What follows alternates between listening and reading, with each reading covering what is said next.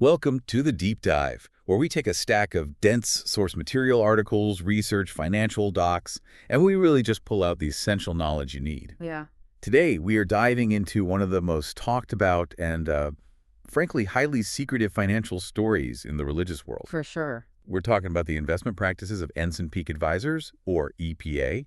This is the entity managing the vast multi-billion-dollar reserves of the Church of Jesus Christ of Latter-day Saints. And we've been provided with a fascinating mix of sources for this deep dive. I mean, the core documents are public SEC filings, the quarterly investment disclosures, A hard data. a hard data. But we also have these highly controversial whistleblower accounts and analysis of the church's official responses to all of it. So our mission for you, the listener, is pretty clear. Right. We need to unpack what this huge, sophisticated fund actually holds, how its existence and scale were basically dragged into the public spotlight, and maybe most importantly, why decades of financial secrecy created such a profound controversy.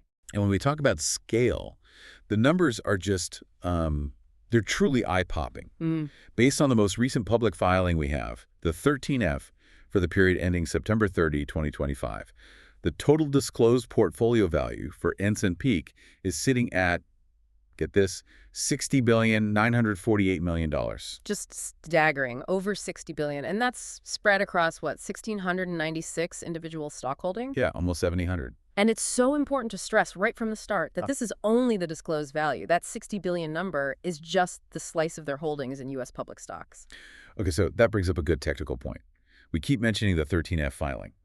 For someone who isn't deep in institutional finance, what exactly is an SEC 13F, and why is this document the only real crack in the wall of secrecy here? That's crucial context. So the SEC requires any institutional investment manager with more than $100 million in assets to file a 13F every quarter. It's transparency rule. Exactly. It's a required transparency measure. But, Right. and this is the big but, it only reports U.S. publicly traded stocks and some options. It doesn't include massive cash reserves, private equity, real estate, hedge funds, foreign stocks, none of that. Which means that the $60 billion we can see, their public stock portfolio, is just the visible tip of the iceberg. Absolutely. The sources all indicate the true assets under management, or AUM, which includes all that other stuff, is significantly higher. That's right. The whistleblower, who we'll get to in a bit, estimated the total AUM was already around $100 billion back in 2019. $100 billion. Yeah. I mean, that puts Ensign Peak in the same league as the world's largest university endowments. Think Harvard or Yale. This is a true global financial giant, just one that's been operating with minimal public scrutiny. Okay, so let's unpack the anatomy of this massive portfolio. When we look at the investments they do disclose, what defines the fund's strategy? Is it conservative bonds, or are they, actively playing the growth stock game? Oh, they are absolutely playing the stock market with the biggest and most aggressive global players. The sources show the portfolio is just heavily concentrated in major tech and growth stocks. It's not a sleepy fund. Not at all. Right now, their top holdings, I mean, it reads like a list of the world's most valuable companies. You've got NVIDIA, Microsoft, Apple, Meta, and Amazon. This is clearly the portfolio of a sophisticated financial engine. And that engine has been running hot for a while. I mean, the sources detail this rapid historical growth. It swelled from about $40 billion back in 2012 to, as you said, reportedly near $100 billion by 2019. And the fund's leadership has noted that the portfolio typically grows by about 7% annually. Wow. And this is the critical distinction, that growth is mostly coming from investment returns. It's not necessarily from new tithing donations from members. The fund is just designed to compound on itself. Here's where it gets really interesting, looking at the quarter-over-quarter changes in that latest 13F. If this is supposed to be a conservative rainy day fund, what do some of these aggressive recent moves signal? Well, we see huge dollar value increases in their core positions, like Apple and Alphabet, the Google stocks. But the proportional shifts, I mean, they're truly eye-catching. It suggests really active, high-conviction management. Like what? What stands out? Okay, so for example, their allocation value for ELF Beauty, that's the cosmetic company, was up a massive 429% in value 400%. in a cosmetic stock. In one quarter. Right. And then AppLoven Corporation, which is software and mobile ads, they saw their value in that increase by over 180%. A fourfold increase in makeup and doubling down on mobile ads. That does not sound like a traditional conservative reserve management strategy. What does that signal to you? It signals a real comfort with risk, a clear commitment to maximizing returns. They are not just parking money, they are actively managing it like a major hedge fund. What about on the other side? What are they selling? On the trimming side, we see some notable decreases. The largest percentage drop was in Eli Lilly, and they also cut back significantly in Meta, Salesforce, and Cheniere Energy. They're actively cycling capital, moving out of things that have maybe plateaued and into these high-growth areas. Precisely. So if they're managing it this aggressively, what's the official justification for needing a $60 billion-plus portfolio in the first place? What's the official investment thesis from the church? Well, the church and its leadership describe this as a standard and necessary practice for any large global nonprofit. The thesis is financial stability and self-reliance. The endowment model. Exactly. They see this massive war chest as an endowment or a reserve designed to protect core religious operations, building chapels, running missions, the universities, welfare programs against economic downturns or a market collapse. It's about ensuring the ministry can continue forever, no matter what. That seems customary on its face, but the sources indicate the extreme secrecy is what turned this into a major scandal. Which leads us right to the transparency issue. How did a fund this big stay hidden for so long? Well, the lid finally blew off in late 2019, and it was thanks entirely to an internal source. The whole thing came from a complaint filed with the IRS by David Nielsen, a former senior portfolio manager at Ensign Peak. And his accusation was a bombshell. It was devastating. He claimed the organization was taking in billions in tithes, but had failed to spend any of it on charitable purposes for over 22 years. And he was urging the IRS to revoke their tax-exempt status. So what was the church's defense? Why keep a fund that's potentially $100 billion a secret from the public and even from their own members? The rationale, which came from Roger Clark, the head of Ensign Peak, was really startling. He stated that the fund's size was intentionally concealed because church leaders feared that if members knew the church was sitting on such immense wealth, they might stop paying tithing. Okay, hold on. He said tithing is viewed more of a sense of commitment than it is the church needing the money. Okay, but if the purpose is spiritual sacrifice, a commitment, and the funds is already compounding at 7% a year on its own, doesn't admitting the secrecy was to maintain cash flow suggest they prioritized the money over transparency? That is the core tension right there. It implies that the spiritual health of the member, their commitment, is directly linked to their ignorance of the church's financial health. Right. And what's more, the sources highlighted the extreme measures they took to maintain that ignorance. We're talking about the creation of more than a dozen shell companies used to make investments harder to track. I don't remember reading their defense of that. They claimed the shell companies were to protect members from trying to copy the church's investments and, mismanaging their own money. That was the official line. But critics, including the whistleblower, they countered fiercely. They called it blatantly dishonest obfuscation, designed only to hide the sheer size of the wealth. So how did the top leadership respond to all this? Well, when the allegations of fraud surfaced, the church's first presidency issued a statement rejecting the claims, insisting the faith complies with all applicable law. Meanwhile, you have apologetic voices defending the secrecy, basically arguing that disclosing complex financials just gives critics a new hammer to swing. Okay, let's turn to Section 3 and the question of how this money was actually used. We've got the official rainy day story, a fund to stabilize global operations. Right.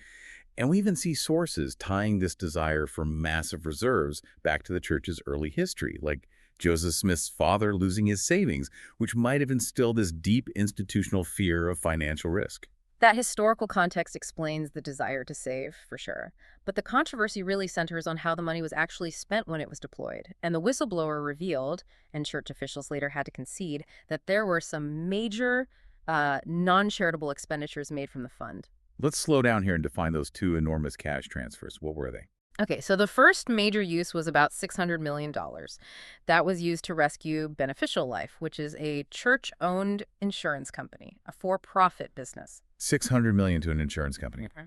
And the second? The second was even larger. $1.4 billion was used to underwrite the construction of City Creek Center, a commercial shopping mall in downtown Salt Lake City. A mall. Another purely for-profit venture. So wait, $2 billion in total, $1.4 billion for a shopping mall, $600 million for an insurance company. Yet the whistleblower claims zero was spent directly on charity in over 2 decades. That is a fundamental disconnect that you really have to sit with for a moment. It is the absolute crux of the tax-exempt conflict. I mean, Yeah. the IRS grants tax-exempt status because an organization's primary goal is charitable good, serving the public. Right. When the fund starts shifting billions of dollars to prop up for-profit businesses, critics argued that the organization is primarily benefiting its own corporate interests, not the public or charitable interests required by its tax status. And the church contends these bailouts weren't illegal, that the law permits them to use reserves this way. But from a PR and ethical standpoint, it raises serious questions when tithing funds, which members see as sacred donations, are used as an internal corporate bailout fund. And that financial conflict brings us right to the emotional and spiritual core of this whole thing, tithing as a principle of sacrifice. For members, paying 10% of your income is mandatory to maintain a temple recommend. Which the sources describe as essential for salvation in Mormonism. It's essential for the highest religious ordinances, yes. The juxtaposition of this mandatory, sometimes painful, sacrifice against a documented $60 billion plus in wealth, it generates these deeply contradictory messages from the top. It really does. You see sources quoting the prophet Russell M. Nelson, telling very poor members in Africa that paying tithing is necessary not just for exaltation, but to literally break the cycle of poverty. That is an incredibly powerful promise. And that message of struggle just clashes directly with statements the church has used historically to describe itself. Like, we are not a wealthy people, but we are good people and we share what we have. It's just hard to reconcile that language with a fund that's a globally elite asset manager. Let's talk about the charity accounting, because the church is really sensitive to the criticism that they're hoarding money.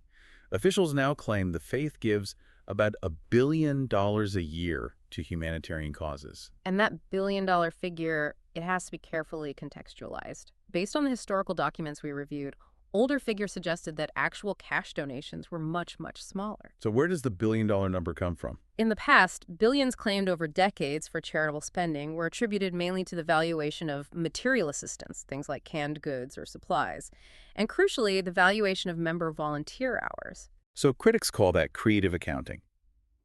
The value of a volunteer's time is counted as a charitable expenditure from the church, which really complicates comparing a $1 billion charity budget to a $60 billion investment portfolio. Precisely. It shifts the perception. However, the most ardent defense of tithing moves completely away from practical need and toward pure devotion. Right. This defense says tithing is primarily a spiritual principle about sacrifice and following the Savior, regardless of whether the church actually needs the money. They often cite the biblical parable of the widow's mite. That parable, where the poor widow gives her last 2 coins, is a powerful scriptural example. It focuses the discussion squarely on the donor's faithfulness, not the organization's economic need. It completely shifts the burden. It means members give not because the church needs it to fund ministries, but because they need to give it to prove their commitment and ensure their spiritual standing, even when they themselves are struggling. The organization's wealth then becomes a moot point in that spiritual discussion. So let's synthesize the core insights from this deep dive into Ensign Peak. What is this central takeaway that really encapsulates this entire controversy? I think the central tension is this profound duality of the organization. On one hand, you have a highly sophisticated, multi-billion-dollar investment entity, EPA, successfully playing in high-growth global markets, NVIDIA, Microsoft, Apple. A financial powerhouse. A true powerhouse. But on the other hand, this financial success is coupled with a long, intentional history of secrecy, which was justified internally by the wish not to dampen the spiritual impulse of tithing among its members, even those struggling with poverty. It really paints a picture of a religious organization that is simultaneously one of the world's most elite global fund managers and a spiritual institution centered on intense personal financial sacrifice. And that combination is what creates the firestorm. It creates a cognitive dissonance that the sources just highlight again and again. That brings us to one final provocative thought for you to consider. Critics of this wealth, of the alleged hoarding, they often point to scriptures commanding radical generosity to the poor, the needy, the widows. So, given the tremendous, stable, and compounding financial growth we've seen in the EPA portfolio, a portfolio designed to grow by 7% a year without even meeting new donations? Does the argument for maintaining and constantly growing this massive secret rainy day fund supersede the spiritual call to spend assets freely and openly on urgent humanitarian aid, especially during times of global need? That's something to mull over as you consider the intersection of faith and finance.